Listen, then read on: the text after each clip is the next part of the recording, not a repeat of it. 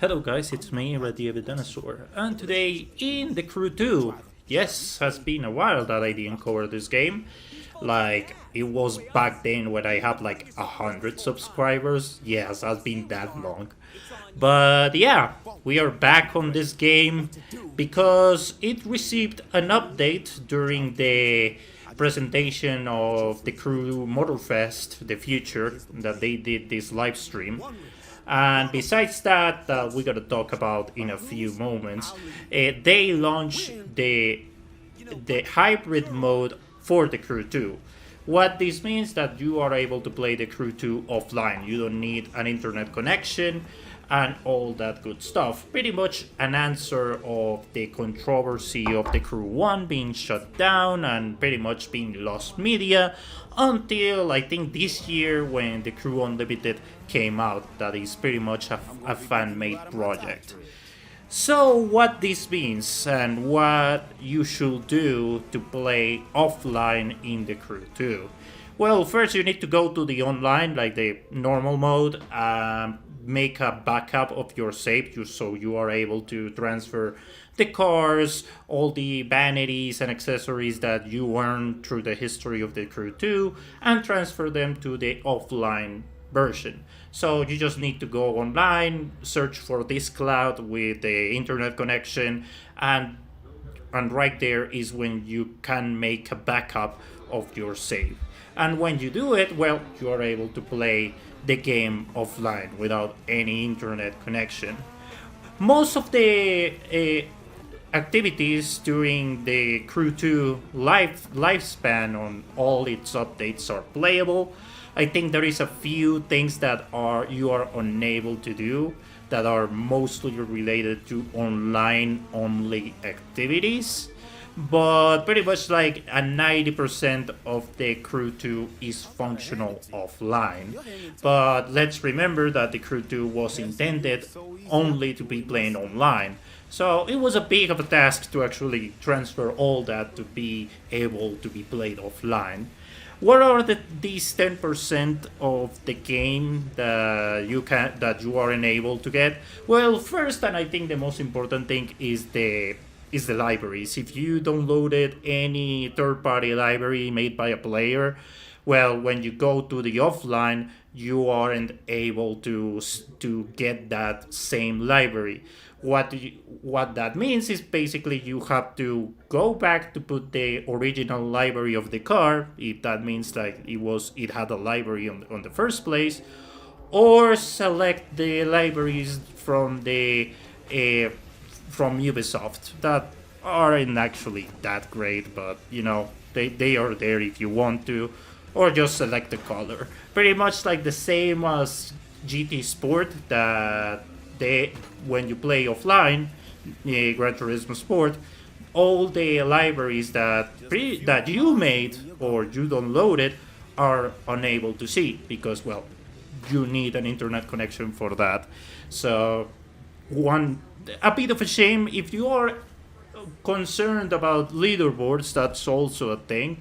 Leaderboards on the free roam activities that are like the escapes and all that stuff that are also erased on the offline version, obviously, because, well, these leaderboards are from online players, so offline doesn't make any sense that you have these leaderboards right there. So if you care about your times on certain races, well, in offline you don't have that. So it is what it is. But I think it's a small price to pay for having the Crew 2 being able to be played offline. But what this means? Well, the Crew 2 offline, considering the factor that most of the meat and potatoes of that game was the summit, is a bit boring. It turns the game into a huge, gigantic cruising simulator that it just doesn't. That sure is fun for a bit of a relaxing time. especially if you're playing in an automatic gearbox. Like you can just listen something or just or read or just yeah listening a YouTube video or just doing something else like talking to your friends meanwhile you're driving, like, and you just playing the game turns into a second thing to do. But when you are only playing the Crew 2 with nothing, it just turns very boring. And yeah, it's pretty much a glorified cruising mode. I tried to play the races though, like I said, all the other things that these 90% is being to be used, including the Motorfest activities of the updates. Yeah, they are fun, but considering the fact that I also have like 4,000 hours on that game, it gets a bit boring. So that's the thing. So if you're kind of a veteran of the game, yeah, it just doesn't get very good. But overall, it's cool to have this game preserved. I think it's nice to have the Crew 2, even when it's not exactly the greatest offline game of all time. To have it preserved for future generations is okay. I think it's nice to have that answer of the controversy of the Crew 1, that the other games in the future won't have this issue.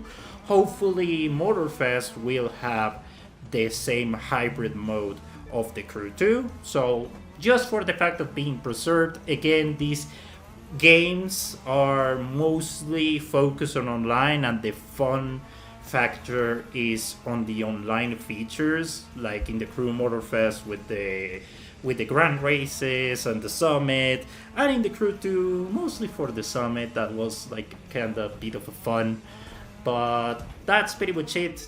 That was cool. When it comes to the Crew Motorfest, well, they explain the future. They will have another island that I don't think is gonna be as big as Maui, but it looks interesting enough.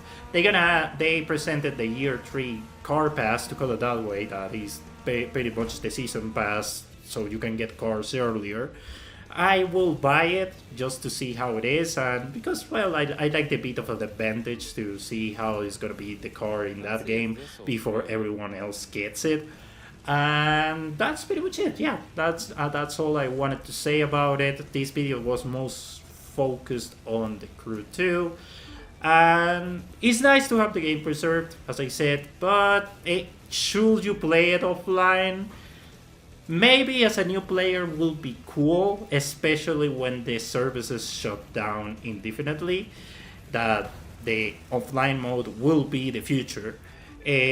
Sure, will be cool, but if you're a veteran, it just turns the game into a cruising simulator that I'm not gonna say it doesn't make any sense, but if you already played this game too long, it's gonna be pretty boring. So yeah, that's all I wanted to say.